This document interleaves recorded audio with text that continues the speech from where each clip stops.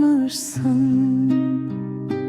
Şəxsiyyət onlarda bir meyar deyil, ləyaqət ölçüsün bilməyən kəslər.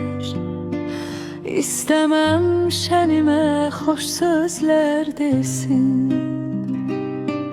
Zaman qiymətini verir insanın, şərəfi, şöhrəti olanlar bilsin. Ucuz insanın qəlbində yoxam, qoy şər danışsın, böhtan söyləsin. Bəzən susaraq verirəm cavab, səs-küy həqiqət ölçüsü deyil.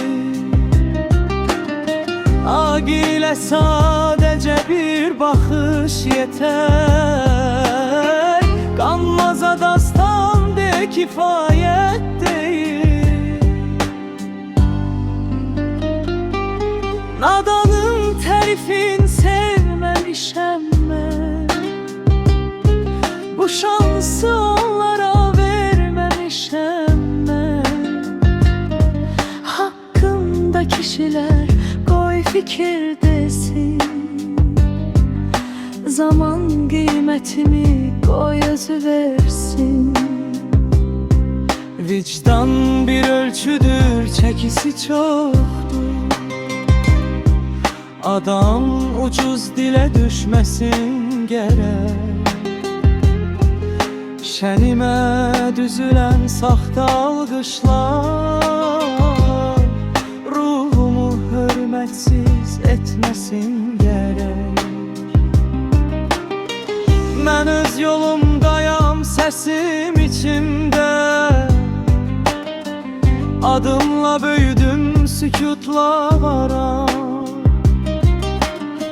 Namərd böhtanına önəm vermirəm, hələ çox karvanlar gedən görürəm. Əl örsətən qüruruma hakiməm, dildə yox, ürəkdə yaşayacam mən. Zaman danışacaq, izim qalacaq, şerimlə, mahnımla var olacam mən.